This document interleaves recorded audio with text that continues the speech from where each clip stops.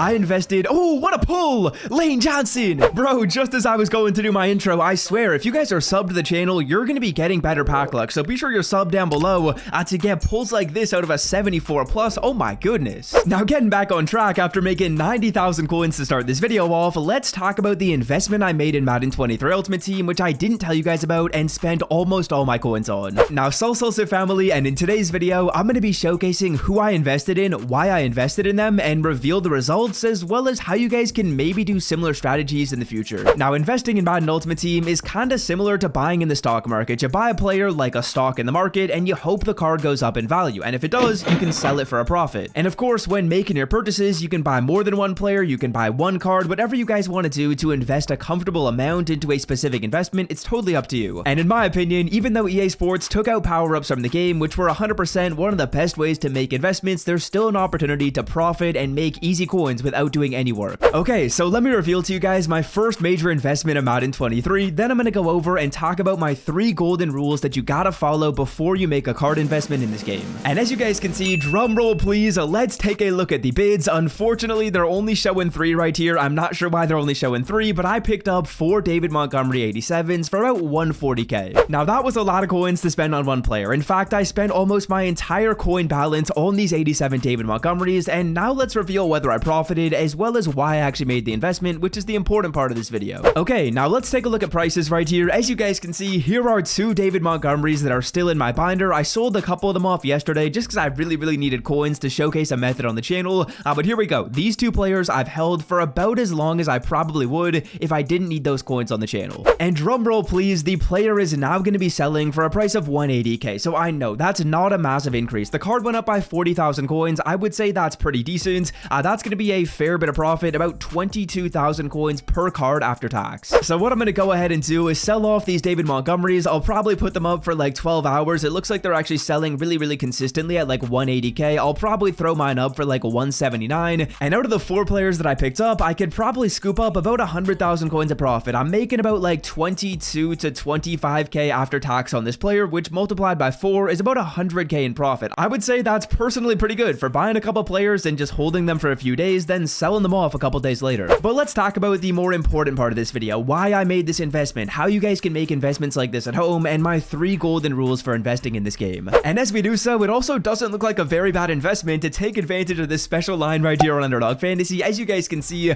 Kenny Pickett, Mr. Two Gloves himself, well actually that's Teddy Bridgewater, Kenny Pickett, we'll have to come up with a nickname for him, but he has a new line on Underdog Fantasy, which is over under half a yard. And since we know Kenny Pickett is going to be playing tomorrow, it is 100% guaranteed he's going to be getting more than 1 yard, so all you guys got to do is sign up with code SWIFT on Underdog Fantasy by clicking the link in the description, clicking the link at the pinned comment, whatever it may be, and then once you are signed up, you'll see that line and you can use it to potentially make some free money. So yeah, be sure to take advantage. I will leave that site in the description and in the pinned comment, but let's get back on track. Let's talk about the David Montgomery investment. Now, the reason why I bought this player is partially because I got tipped off by one of you guys on Twitter. A big shout out to you. I will leave your Twitter link in the description, but it was a very smart investment at the time. Now, here's why. As you can see on the screen, EA Sports put out a tweet which basically said that people that were impacted by the David Montgomery team builder set were now going to be getting their 87s on their account. And when I say impacted, what I'm referring to is the fact that people were doing the set for this 87 and simply not getting them on their account. So essentially what happened is EA Sports gave a ton of people the 87s at one time. And what that did is it pushed in a ton of supply in the market. And what I did is I took a look at the price of David Montgomery. I was like 140k,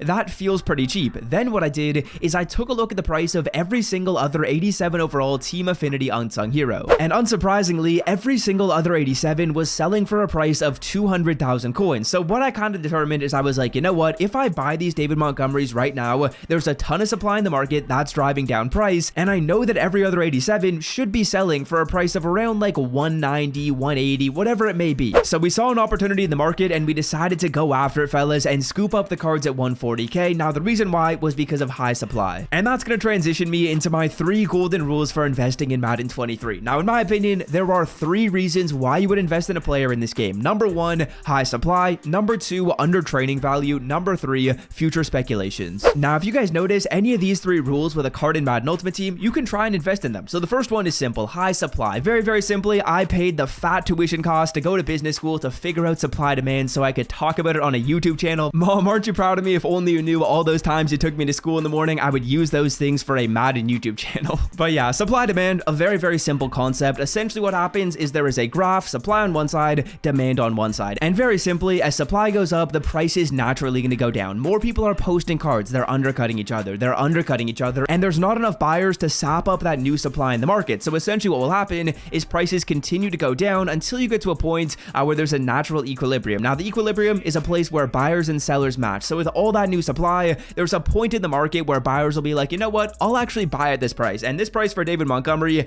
ended up being 140k. If there's a card with a ton of supply, it is worth investing in. So let's say, for example, we open up Easter eggs in the game. There's going to be a ton of supply at that point in time. Let's say, for example, there's a make right like the one we just saw. There's going to be a ton of supply at that time. So if you see a situation in the market where there's a lot of supply and you know the value of the player should be higher, it's not a bad investment. Now, reason number two, a pretty simple one. It is under the training rate in the market. So if you guys go in here and let's say, for example, there is like a new 88 overall player that it seems like a lot of people are pulling, and that 88 overall card is selling for a value that is less than the price of training in the market. Now, the price of training in the market can be calculated by looking at mutt.gg. They're an awesome website that's going to track everything related to Madden Ultimate Team. On the screen right here, you guys will see like the value of training as well as the value of what each card should be going for in the game. So if you guys are looking at mutt.gg and you see, wow, Cooper Kupp right here, an 88 overall player, should be selling for X amount of coins, but he's selling for like 30,000 coins less than he should be, that's not a bad idea to pick up that card because it's a good deal based on the training rate. Then finally, we got probably the most difficult one to predict in this game, the most risky one, but the one you guys can do most often, and that is going to be future speculations. Now, with future speculations,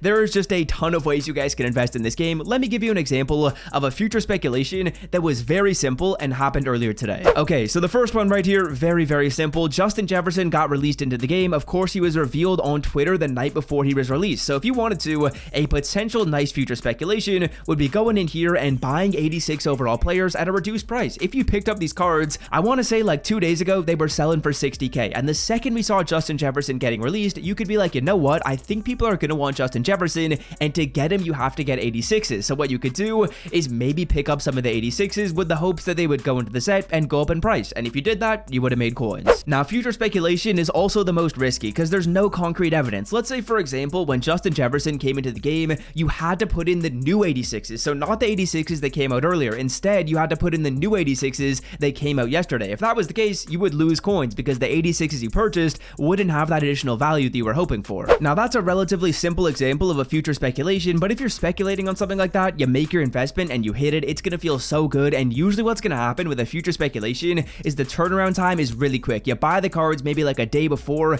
and sell them the day after. It's short term, it's risky, but there is high upside. But there's high upside if you guys can speculate, and you can speculate well. So yeah, that's going to do it for the video. Hope you guys have enjoyed. If you want to catch the stream that I had earlier today for $3,000, here it is. Hope you did enjoy that. And until next time, I'm out. Peace.